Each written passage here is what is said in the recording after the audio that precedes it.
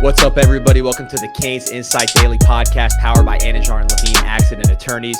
It is yet another Victory Monday. We're going to be breaking down the game from all angles. Pete did a great post game immediately after the game. Now we've had the privilege of rewatching it on tape. I was there live. We'll break down everything from the game. Also, we'll talk some class of 2025 recruiting stuff, some real interesting prospects in Miami's class, and just a lot to get to. First, if you or someone you care about has been injured in an accident, you could be entitled to significant compensation. Dial 1-800-747-FREE, 1-800-747-3733. Take back control of your life with Anajar and Levine. Pete, hop in. What's up, D? Yeah, did the post game immediately after the win on Saturday. I like these noon games, man. I know some talk about the crowd out there. I was at home watching it because I like to be able to watch it from the TV perspective to do these immediate reactions. You know, there's certain stuff you pick up in the stands, but on TV you see the whole picture and you hear about certain things going on. But to me, man, it's just crazy how quickly these games flip with the way that this offense works. And we'll get into both sides of the ball. I know you had your post on CanesInSight yesterday that if you guys haven't checked out, go to CanesInsight.com, completely free to read. And we'll get into a lot of those things here. But the defense, man, if they get a couple stops in a row, those turnovers, and it's like game over if the game's even close. Yeah, tale of two halves with the defense. Just on rewatch, really looking at the defense, I think what happened was you get up 14-0, you're off to the exact start that you want against a team that struggled on offense. Then Duke went tempo. I think that was a masterful decision by Duke's coaching staff. Took Miami really by surprise. Miami, if you're playing Duke, a team with a poor offense statistically, going against the best offense in the nation statistically, one of the best offenses of the past decade, you're not trying to give them too many possessions. You want to slow it down. You get a couple turnovers. Duke was very good at turnovers going into the game, and you win an ugly game. That was Duke's path to victory. So Miami really was prepared for a slow-paced Duke team. Go down 14-0. Duke realizes they need to get something going. They go lightning fast. Miami had 10 men on the field at one point. I think it was Barrow subbed out. They didn't get someone back in, and Duke hit a big chunk play off of that. So it completely took Miami by surprise. Obviously, unacceptable when you only had 10 men on the field. But that was just a really good call by Duke and a poor response by Miami to it. They get on the board, and then it's a whole different ball game. I think Miami in the past, we talked about communication issues. Maybe it was a little complicated on the back end. This time, very simple. Ton of man coverage. Safeties kind of were where they were. Duke got rid of the ball fast, trying to neutralize Miami's pass rush. Man beaters, getting rid of the ball fast. Their receivers made some incredible catches one-on-one. Moore made two of the best catches you'll see all year against pretty tight coverage. And that allowed them to stay in the game defensively. And then Miami finally got it going late on the defensive end, and that's where you got the spread, which ultimately led to Miami covering a 3-touchdown spread for the second week in a row. Yeah, and look, Malik Murphy had his ups and downs, made some really nice throws, one of them being that sideline reception by Moore, really placed it where Jadaeus Richard couldn't do anything about it. But, I mean, at the end of the day, like you said, they cover.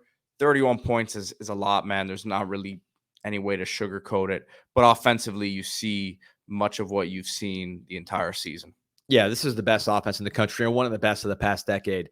I laid it out on my post on CanesInSight. Again, 7 million posts and counting, all free. Go check it out if you are not signed up, CanesInsight.com. But I really laid out basically the best offense every year. And these are offenses that are, household names. You know exactly which offense I'm talking about when I say these teams. So last year, 2023 LSU, Jaden Daniels, Malik Neighbors, Brian Thomas, pretty good players in the pros, 43 points a game. Miami's at 46.3 points per game right now. And this is only FBS versus FBS. I'm taking the FCS games out of it, teamrankings.com. Tennessee, 2022, that really fast hype ball offense with Hendon Hooker and the guys, 44 points. Again, Miami better than that. Ohio State, the year before, CJ Stroud, Garrett Wilson. You saw those guys, what they can do in the NFL. Jackson Smith-Njigba, Chris Olave. I mean, these were first-round picks all over the place. 45.7 points per game. Again, less than where Miami is now. 2020 Alabama, that to me is the best offense of recent vintage. Mac Jones, Najee Harris, Devontae Smith. Devontae won the Heisman, 48 points. So that's a higher number. But Miami really stacks up with all these teams. Then you get to LSU with Joe Burrow, Oklahoma with Kyler Murray, UCF with Mackenzie Milton, Baker Mayfield, Oklahoma, and then the two Baylor teams with Art Briles when they were cooking. Miami's in it with all of these teams right there in the mix as not only a top offense this year, but stacking up historically. So what can you say other than this is an offense that's running on all cylinders? Even if a team like Duke takes a 2-score lead late, it can go in a hurry with a couple turnovers just because this offense is so explosive, so versatile, and so consistently dominant every single time they take the field. Yeah, and then when they get into 3rd and short and 4th and short, they're probably going to convert on it as well. So it's pretty crazy what the offense just has to avoid, and they'll score as many points as they want. So if they avoid those turnovers, then they're gonna score 45 to 60 points a game. It looks like, especially looking forward here as we'll do. Want to close out the ACC slate strong here, but yeah. Anything else on that part of it, D, that you want to mention before we get to some of the guys on defense that stood out? No, just that, look, got to keep it up, stay healthy. I thought the offensive line really, there were a couple sacks. One of them just didn't pick up a stun on the right side very well. Marquel Bell's guy ended up getting the sack, but Marquel Bell actually had his guy covered up. It was the result of Ward getting flushed out by the other side. And then there was the play where, hard to tell what happened. It seemed like Cam Ward may have checked to a pass and got hit with the all-out blitz when he could have just handed it off to Jordan Lyle towards the end of the game. We got lucky there to just have the fumble, not have Cam Ward get hurt. But I mean, really, this offensive line was leaning on Duke the entire game. Some huge pockets. You saw a couple of those go viral on Twitter, just pictures of those pockets that Cam Ward had. Marquel Bell, Pete, you've been talking about it. We've been talking about it. This guy is really, really emerging as a big-time player. Of course, he has the size. It's not perfect. Sometimes, he can get knocked back a little bit just because of his technique being 6'7" and being a raw junior college product. But every week he gets better. He is huge. He's in great shape. And most importantly, very, very smart and very, very willing learner. So everything that you want to project with him, you feel comfortable doing because he puts in the work. He has intellectual aptitude to take in what's being coached and apply it on the field. Between the years, we've been hearing it all off season. Now you're seeing it as he improves game to game. That's a credit to him and a credit to his coaches. Yeah, no, I mean, it was evident the first time I saw him back in spring. First of all, the way Mario spoke about it and said he's going to be a guy who plays right away. And when he said that, I made a post on CanesInSight about it. And I mentioned on the show saying, look, if Mario is putting that expectation on the kid publicly, then you better believe he's going to work himself into the mix. And then when Jalen Rivers goes down, I think that experience was just so valuable for him that looking at it now and looking ahead to the next season here, you got to be really excited about what Miami has in him. No question about it. And if you're selling to another portal quarterback, this offensive line, to me, is going to be better next year than it was this year, especially, they could still make a move in the portal. There's some freshmen we're going to talk about later on in this show. Really excited about the direction of that unit. It is just, it's a huge, huge group physically. And again, the IQ. I know at junior college, people question that sometimes because a lot of times you have people that don't qualify to high school to go to junior college. Marquel Bell, that was not the case. He was a late bloomer type, more similar to Josh Allen, Aaron Rodgers, guys that went to JUCO for development purposes, not because they didn't have the grades to hack it. And again, you see the trust that the coaches have, not only in his physical ability, but the fact that he's not going to make huge mistakes mentally protecting Cam Ward's blind side. Really, really, I could not be more bullish on the future of Marquel Bell at left tackle for the Miami Hurricanes. Here's the picture you were referencing on social media here, D. But look at the Bell, you see him here at left tackle. And again, we talk about his height, but he has the ability to bend, which at that size, he's bending at the knees, not the waist. I mean, there's always going to be little things technique-wise that he can clean up at, but man, he's a special type of a prospect here down the line if you're talking NFL as well. Yeah, no, I think with him, power is going to be the biggest question. Just anchor, just because he's so tall and he's somewhat raw. So sometimes guys can knock him back a little bit, especially when you get to the playoffs and you're going against really, really powerful defensive ends, the first round types, the Georgia types. But assuming we get to that level. I don't want to get too far ahead, but if you get to that, I don't think anybody in the ACC schedule is going to challenge him too much. You get to that level, you could. Maybe an Elijah Roberts, if you play SMU in the ACC championship game, could cause some problems. But I think that's really the area where you're going to see continued growth as he gets stronger, gets that core stronger, gets his technique tighter. I mean, this is somebody who, again, he would have redshirted in a perfect world. If this was the Brian McKinney era, he would have redshirted and then had 2 dominant seasons and gone on to the pros. But we just couldn't afford to do that. It's just not that. That's not the world you live in now when you recruit a JUCO like this. So he played earlier than I think everybody wanted to, but now seeing him, he's helping this team win ball games and helping this offense be the best offense in the country. Another guy that probably, when people saw that he'd be starting in the beginning of the year, and we started to hear these camp reports about freshman OJ Frederick doing great things in practice, people were like, well, that's great, he's doing well, but could it be a long season at corner? There could definitely be improvements to be made at that position, as we'll get into. But talk about this guy at his first career interception. You've been calling one of those for a while now as well.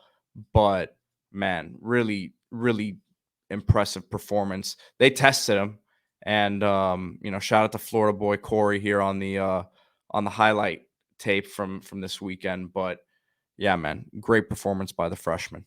Yeah, he is. He really is a talented guy. We've been talking about him since he showed up on campus. This is not someone who came in early, right? It's not like he came in spring and had all that time. Did come from St. Thomas, so he had a little more development, but he was a receiver, also played corner, so it's not like this is a lifelong corner. But the talent just oozes out. You could have had another pick there. I think people who watch this film are going to be less inclined to test him, because he has the ability to catch it and go the other way with it. Of course, he was a kick returner at St. Thomas, went both ways to St. Thomas, which is rare. Shows you what kind of athlete this guy is. Obviously, on this one, tracks it down and then is able to run and get a nice chunk play out of that led to a Miami score. Which impressed me most probably with Frederick is, number one, consistency, because freshmen usually are not consistent. They'll flash and then they'll make a big mistake, but he's been pretty consistent, knock on wood, to this point. And then also the tackling. He's not like, a Damari Brown might be, where he's crushing guys out there, but he has not been a liability tackling. He's getting guys to the ground and he's showing willingness and he's attacking the ball carrier. He's not, if he needs to play back because that's what the situation dictates, he'll take the guy down. And if he needs to really go and attack, he's done that as well. So very impressed with what he's done at all facets. He's been very consistent. The off the field reports with him are excellent as far as how he's working, how he's preparing. So as he continues to get stronger, and he's not that skinny right now, but as he continues to just mature physically as a freshman going to a sophomore, junior, maybe to the NFL, I think you're going to see continued improvement. And this is why high school recruiting matters at the defensive back position. There's also Zaquan Patterson made some really nice hits in this game, made some nice tackles. This is a hard position to just totally fill in the portal. You can get guys that can help you. Daryl Porter certainly helped Miami. Jadis Richard, really hope he's okay, or if he's not, that the rehab goes well, because that was really the one negative walking away from that game, is the Jadis Richard injury. Those guys have helped coming out the portal. Deani Hill's done some things, but you really want to build the defensive back position in particular through high school recruiting. It's a hard position to get the elite athletic traits that you need in the defensive backfield out of the portal. That's much more of a high school recruiting thing, similar to defensive line in that way. You want to get your big defensive lineman out of high school, just because guys with traits typically go to big schools and they're hard to get out the portal unless there's some character problem. So you see high school recruiting and how different it looks when you see a Frederick, number 29, or a Zaquan Patterson, 20. It just looks different. And that's why Miami's so hard after the Jabari Antoines, the Drake Stubbs, the Ben Hanks of the world, Florida commit, DJ Pickett, LSU commit. You just need to get those guys and bring them into your class. Shout out to JP Tyrone with the in-stadium video here. And this is Zaquan Patterson talking about, guys, it just looks different with, and we see him kind of flying around there, made a couple plays like this where it's just it's noticeable on screen. No question about it. No question about it. It looks different. It looks different. So keeping it going here in terms of your expectations moving forward and kind of what we saw from the other day. Anything else from the backfield? You mentioned Jadais Richards injury. But anything else that you kind of caught your eye from the other day? As far as the defensive backs, Yeah. I mean, look, we need more talent there. I mean, I don't think that's a secret to anybody.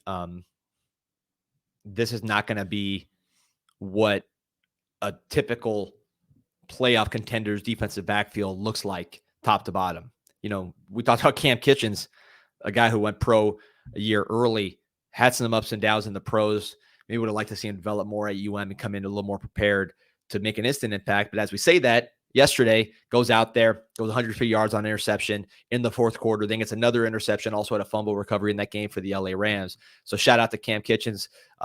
Hated to see him leave early, but happy to see him have success and not be hurt by that, right? Because for a while, he was inconsistent. You're like, man, should he have stayed? Should he have gotten more experience? But then he goes out there and plays like he did against Seattle, showing he's a really quick learner. I mean, a super smart guy, Cam Kitchens. He's got a bright future. He's going to play in the league for a long time. Then he'll probably go into broadcasting or something. So you lose him. That's a big one. Jaden Davis, another guy that got drafted. You lost some talent, NFL talent from the secondary. James Williams, linebacker in the pros, but still a pro. Corey Couch did some nice things, was an experienced guy with some speed who you could put at nickel and not to worry about moving a Daryl Porter to nickel where he might not be as comfortable. That was a position Miami really wanted to fill in the portal, was unable to fill that nickel position. We had a commenter the other day ask, why Corey Couch wasn't playing more. It felt like he was here for a while, but in today's era, you never know how many years of eligibility guys have. Could have used them this year, though. Yeah, we definitely could have. Again, Miami really wanted a nickel, and I think you see why. It's not because you don't want Daryl Porter on the field. You do want Daryl Porter on the field. You just would rather have him outside where he's always played a bit more comfortable. So moving him inside has kind of a cascade effect. We'll see when Damari Brown gets back. I know it's a hot question. I do expect to see Damari Brown before the season's over. If you ask me, does Damari Brown play in the ACC championship game if Miami gets there? I think he does. Miami has to get there first, and injuries are weird. We don't know exactly how those things play out. I've seen optimistic projections go the other way, and I've seen pessimistic projections get passed. Mark Fletcher, a perfect example. I don't think anybody expected Mark Fletcher to be balling like he's been from day one against Florida to now. He pushed back everybody's expectations. So every case is different. Every injury is different. Every rehab is different. We'll see how this one goes. I don't think that Damari Brown or Ryan Rodriguez are out for the season. I think we'll see both of them. It just depends when. The money bomb right there. I hate injuries. I hate injuries, period. I hate talking about injuries because you get proven wrong on injuries all the time. All I'm trying to do is give you the best I'm hearing, but injuries are tricky. I give every single caveat. Don't clip that one up and say, this is what's going to happen. We'll see. There's positive momentum with those players, particularly Damari. Talk about defensive line real quick. The Ruben Bain, you mentioned in your post that just because the sack numbers aren't out of this world doesn't mean he has not impacted the game. Yeah, he is so powerful. He had a ton of hurries in the last game against Louisville. Against FSU, he had a ton of hurries. Louisville, I think he had a ton of hurries too. Yeah, he did. He pretty much every game. This game, again, Duke got rid of it fast. So it was hard for the defensive line to really get their imprint on the game from a pass rush standpoint as much as they wanted. Duke knew where to go with the ball. Again, a lot of man coverage, not a lot of variability. So they were able to just kind of get rid of it. I think that was one of the things that hurt Miami when Duke was rolling on offense. But Bain did have a very nice tackle for loss. And that fumble at the end of the game, I wonder what, because I was texting with Cam Gorby, Miami this ID, trying to figure out who should get credit for the sack where Malik Murphy fumbled it, Messidor got it, and then he lateraled it to Bobby Pruitt, who we'll talk about in a second there, Pete. But going back on the replay, unless my eyes are deceiving me, it looked like Ruben Bain just threw the offensive lineman into Malik Murphy, causing Malik Murphy to fumble and just tossed him. He is so powerful, so impactful in that way, getting better and better, good against the run, good against the pass. He is different than so many pass rushers because of that power element. A guy like Patrick Payton from FSU, people were trying to hype up another Dade County pass rusher. It's all speed. He doesn't have the power aspect.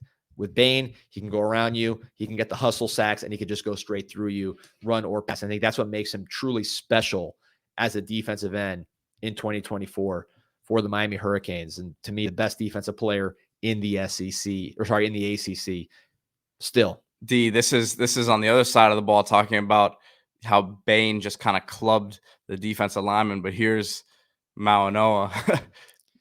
Yeah, and I've talked about this with someone in Miami's recruiting department. Power is underrated. We talk about speed, we talk about size, we talk about strength. We don't talk enough about power, meaning the ability to generate knockback, right? It's a combination of twitch, strength, hand size. There's a lot of things that go into it, but it's just, can you knock the guy backwards? And I think FSU, when we saw him in spring, Pete, what did we say on this podcast? I was like, man, they don't have a bit of power on that offensive line. They have zero power. They're being credited as one of the best offensive lines in the country. And when you watch them in that spring game, you say they have no knockback. It's all technique. It's all athleticism, but they just don't have that pure knockback ability. And I think they got hurt there. We'll talk about the Louisville-Clemson game here coming up, but I thought Clemson showed an alarming lack of power in that game, and they were getting knocked back by Louisville. Francis Mauanoa, Ruben Bain, the two pillars of that class of 2023, two, I think, top 10 type picks next year in the draft, which Miami has not had two top 10 picks like that in a while, though Cam Ward might be one of them this year. But, talk about the Mario Cristobal high school recruiting. Mauanoa, Ruben Bain, those are the top two guys, and it's about power. Look at Mauanoa on that clip. You've seen him other clips. Ruben Bain, think about him against Clemson last year, tossing guys around. It's about power with both of those two players. And I think you're seeing the impact of their power when you watch the game against Duke. Someone who it's about speed with him is Booker Pickett. We saw that in his sack on Saturday, and you mentioned him in your post as someone who has stood out. And look, we haven't necessarily seen him much this season because there's been a bunch of guys at that spot and who've been in the mix, but that was pretty impressive. Yeah, I think Pickett generated a ton of sacks in the high school level, very productive in that way. He goes to the Polynesian Bowl, is getting sacks there. He plays in the Under Armour game. He's getting sacks there. He's getting sacks in practice. Then he comes here to Miami. He's getting sacks in practice. He just has a knack, and he has the bend, and he has the twitch and athletic ability. Is he going to be an every down guy? I did see him cover a wheel route. I forgot which game that he came in late during one of these blowouts, and he was in coverage and he ran with a running back. So he has some more athleticism than your average defensive end to be able to play more like a linebacker. I know there was consideration of using him as a linebacker at some point during his senior year. He just ended up being so dominant as a pass rusher that he kind of went more in that direction. But he can do more. He can play in coverage more than I think most. So even if it doesn't gain a ton of weight, you can see him there. He's wiry, strong. But yeah, it looked different with him bending and him closing and finishing on that quarterback. He's a guy that's a very dependable worker. All the off the field stuff I hear about him is good. Obviously comes from a football family. I would expect Booker Pickett to be a major, major contributor going forward. Maybe not this season, but certainly in the future, just because of his knack for getting to the quarterback, his overall athletic ability, and his dependability. Yeah, the thing that's to me very very good about that situation is that, normally you would say sack production carries over, right? It's something that it's very tested, and someone who has good production at the high school level generally carries over to the next level. But there's always that, is it a tweener you're talking about? Just because they got sacks, is it going to be able to work at the next level? You're talking about a guy who has the traits here. As long as he keeps getting stronger, the twitch is off the charts, which we've seen, right? Not only this weekend, but in a lot of the other stuff from high school. So the fact that he does have these traits to go along with the ability to finish plays is very encouraging to me. No, that's an underrated trait. We talked about, I think, on last week's show, finishing. Look, pressures are great. We've had a lot of pressures. There's a different skill for finishing. I think athletically, flexibility-wise, instinct-wise, it's just different. Of course, motor plays into it as well. There's guys that can get pressure, and there's guys that can finish. Booker Pickett has always been a guy that can finish. The high school stats show it. Then he goes in garbage time, and what does he do? He gets Malik Murphy to the ground. So really impressed with Booker Pickett there at the end of the game. And then last guy we'll talk about here before we get into the player of the game, Bobby Pruitt at linebacker, someone that kind of like OJ Frederick, you've been saying from the beginning, this guy will make an impact on the team this year. I think he's probably been assimilated a little slower than maybe we would have expected. But every time he's out there, he seems to make an impact, and hopefully here can continue to gain the trust of the coaching staff, because I think they've been waiting for one of these young guys to kind of step up and seize some more snaps. Yeah, so Bobby Pruitt, linebacker out of Mobile, Alabama. Is it Mobile or Mobile? Mobile. Mobile, out of Mobile, Alabama. I always get in trouble with those Southern pronunciations. Anyways, someone we loved coming out of camp, someone the staff loved. Guy played safety in high school, very, very hard hitter, also played wide receiver, moved to linebacker, sort of that new age linebacker that can do a little of everything, similar to the San Francisco 49ers linebacking core. He can run, he can cover, he can hit. I thought he'd play more, to be honest, during this earlier in the season. He's been playing special teams. He did have a pick. I want to say it was against Ball State. He had a pick in one of these games in mop-up duty. But, freshman, had some ups and downs, at least as far as playing the defense. But then you go look at this Duke game. Early on, I think the first third down he was in on. So he was playing early in this game as a third down player. This is a team that needs speed, athleticism, coverage ability at linebacker. Pruitt gives you that. He's made plays in his limited time, like you mentioned, Pete. He had the interception. This game gets that fumble lateral. But in general, I think he's somebody who can strike, who can run, who can cover. There's a high school safety. Really brings a different look to this linebacker group. And I think going forward is going to be a key player, certainly in the next few seasons, but possibly even this season as you get to the playoffs. I'll be very interested to see what his playing time looks like in these next 3 games. Yeah, I hope that he gets to see more time, just because I think it's a different juice you bring to the field when he's out there. And it's so nice to see him rotated in, because he was in there with a lot of the starters as well. So I think it's nice to see that once you're up, 3 scores at the end of the game there, as opposed to he's in there with the entire second unit, because you get an idea of what he would look like with some of the other guys next to him. And again, playing a certain role, he's not going to be asked to do too much in that spot. But that's why he starts to get mixed in situationally here, these third downs, where you need to cover more ground potentially, but would like to see him on first and second down as well. So D, let's get into the Beacon Adjusters Player of the Game. I think, look, we make these predictions every week. We've been pretty close to it every week, but I think this week my prediction was as spot on as you could be. I had Restrepo for 140 yards, and I said 100, a couple touchdowns, so it ends up with 146 and 3 scores, and of course becomes Miami's all-time leading receiver. Yeah, shout out to Beacon Adjusters. You see the lighthouse there in the top right. Before we even talk about Beacon Adjusters, just talking about Restrepo, we interviewed him a couple, what was it, last Wednesday on our YouTube channel. You can go back and listen to some of those interviews. He was awesome. Great segment. He was answering questions from the fans, talking about how he actually thinks he's better on defense than offense. I know when he was in high school, I thought he would be a defensive player until very late in his senior year when he just really took off on offense. But what more can you say about this guy? I think the biggest thing you're seeing with him is, yes, he does all the slot receiver things. This guy making explosive plays, yards per catch, yards per game. Just he's not just dinking and dunking his way to this record. Certainly not as a senior. Just pulling up the stats now, see how explosive he's been. You saw the big catch and run towards the end of the game. Of course, the play on the ricochet early in the game. He's not just, everyone wants to label him as just a guy he goes to on for a first down, running these kind of option routes and being that kind of guy.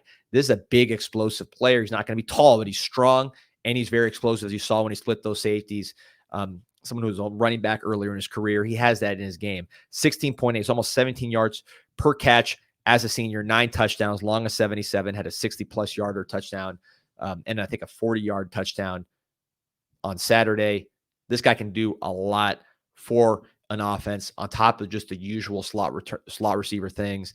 And look, you praise everything about him: the character, the blocking, the toughness, the love of the Canes and loyalty to the program. I mean, every box that's getting checked. But I want more people to focus on how explosive this guy is, because he's not just crafty and all those things. Crafty, tough. He is all those things, but he's not just that. There's explosiveness to him. You saw when he split the safeties on that record-breaking touchdown. Yeah, it seems like he always makes the first guy miss. He's not catching and falling down to the ground, only when it's like fourth down situations or third down, but he's getting upfield, making people miss, breaks tackles, because you mentioned his size element too. We heard about his diet on the show the other day, so you guys can listen to that to hear how he puts that mass on.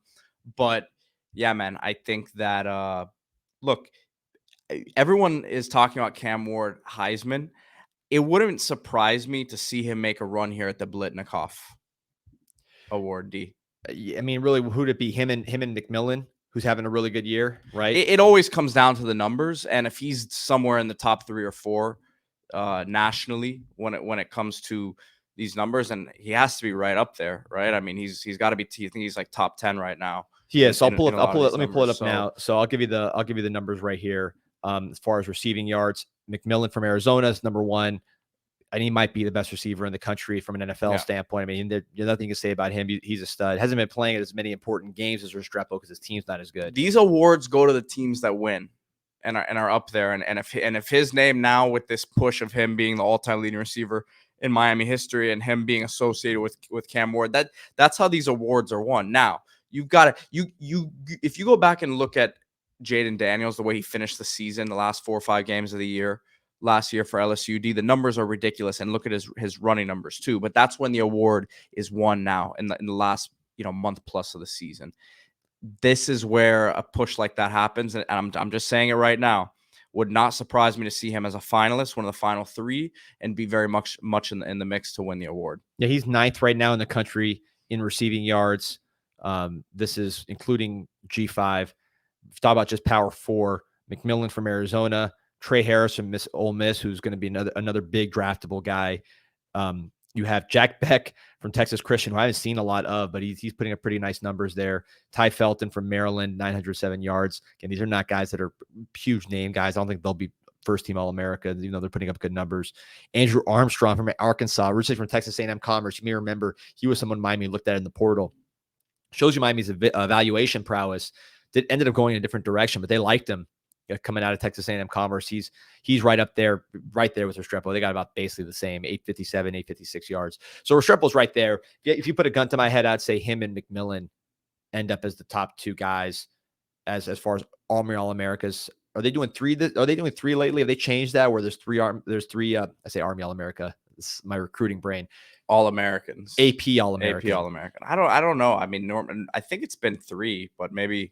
Yeah, if you do 3 AP All-Americans, you're talking about McMillan, Restrepo. But I'm talking about the Biletnikoff, man. The Biletnikoff Award. Why not?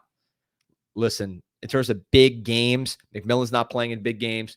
Trey Harris is, and he's really doing a great job. Ole Miss is such a weird team because they're making a ton of plays against teams that they're better than. I mean, really running up the score. And then they've had the 2 losses. They got some big games coming up. They have Georgia. I mean, if they win this weekend, they're right in the mix. But if you see, like, let's say you see a Trey Harris have a bad game against Georgia, they shut him down, something like that happens, that allows Restrepo to really make a leap, because we'll see. I don't want to jinx him, but man, he's got a chance to really have some strong performances here coming up. I don't see any team remaining on the schedule that has any corner that can really do much with Xavier Restrepo. And again, this segment of the Player of the Game brought to you guys by Beacon Adjusters. If your property's been affected by Hurricane Helene, Hurricane Milton, any other storm, Beacon Adjustors Group is here to help. With years of experience handling storm-related damages, we work tirelessly to ensure you get the compensation you deserve.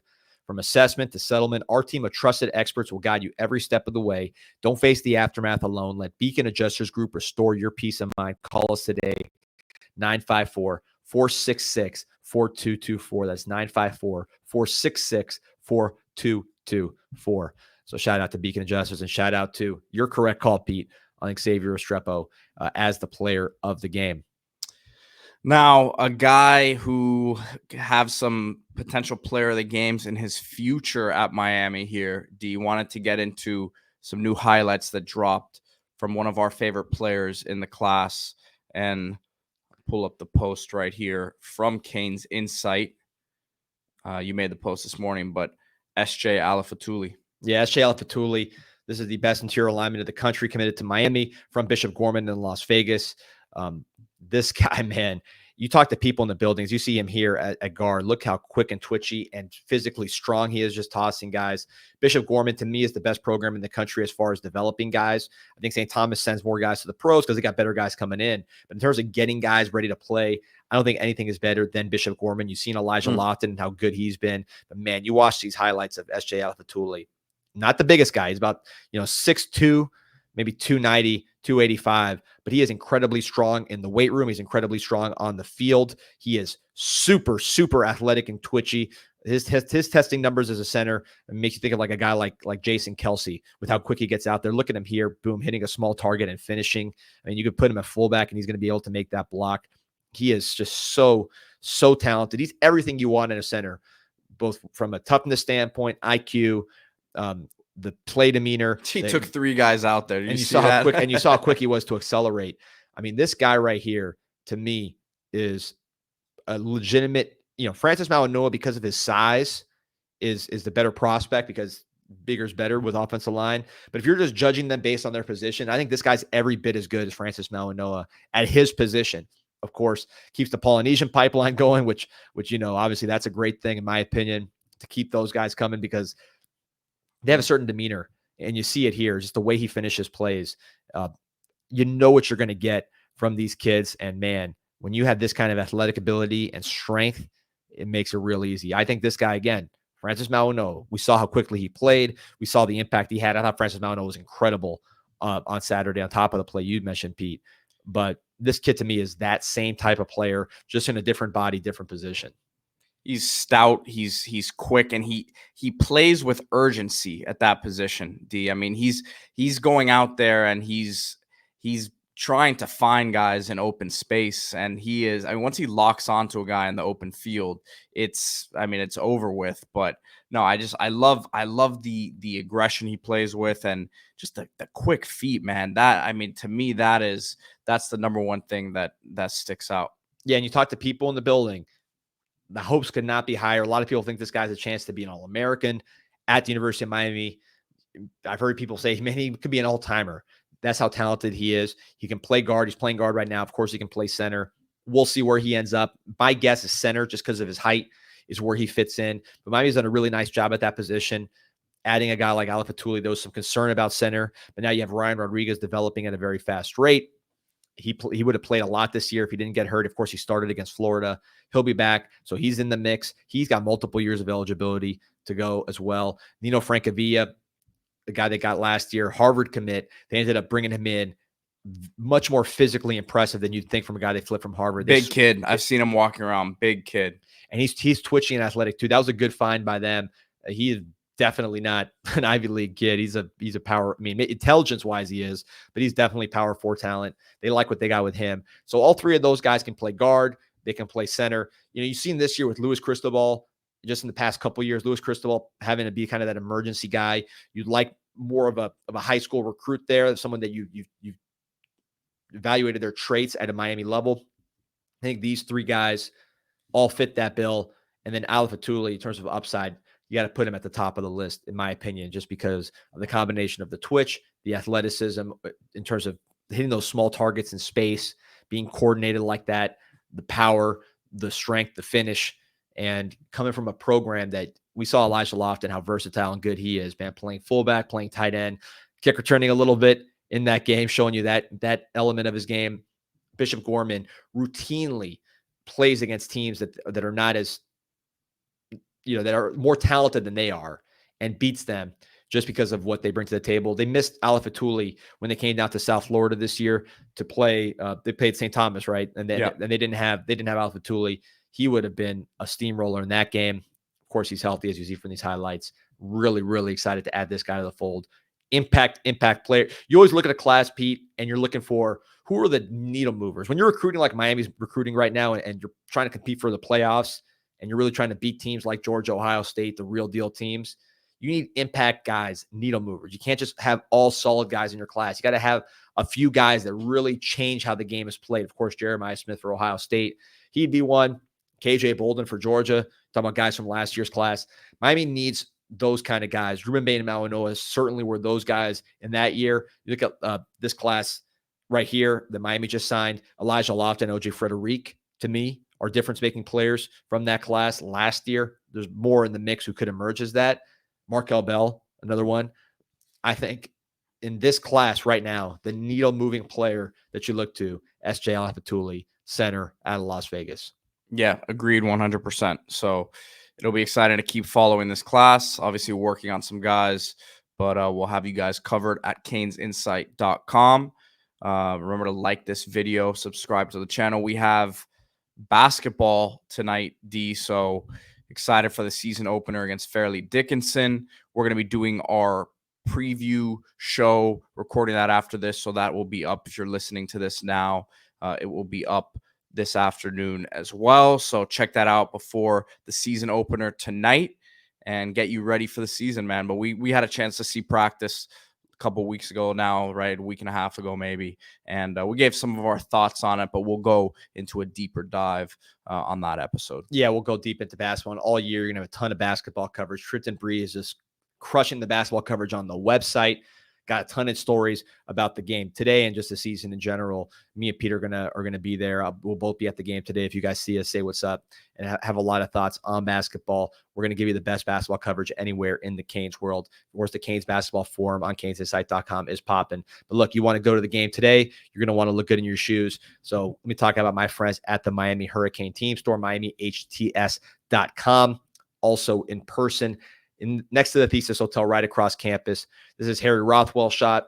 You remember him from his work with all Canes. Look at this new shoe, the Centennial, the Miami Hurricane Centennial shoe from Adidas. Nice little dress shoe right there. If you want to look the part at the Wake Forest game coming up, you want to look the part at the Miami home games for basketball. Women's basketball also starts today. You want to look good at the SCO in general, or just walking around campus, walking around Miami, walking around wherever you are from. Some nice winter gear, the Miami Hurricane Centennial shoe. Use promo code INSIGHT20. You get 20% off your first item. That's promo code INSIGHT20. 20% off your first item at MiamiHTS.com or the physical location right there by campus. Miami Hurricane Team Store. It's official. With that, enjoy the basketball show. We'll be dropping that one shortly. Happy to have another Victory Monday. It is always good vibes when it is a Victory Monday. A lot to talk about throughout the week. We'll be coming daily with the show. And just a lot of content coming up, man. Go Canes. Go Canes. This an insight to the Canes, and you know we ain't playing no games. Joaquin said dominate, so that's what we do. Home of the legends and 7th floor crew. Down in Miami where hurricanes brew. You here for the rumors, we bring you the news. Cause it's all about the you. And nobody do it like CanesInSight. Nobody do it like CanesInSight. Nobody do it like CanesInSight. Nobody do it like CanesInSight. It's CanesInSight.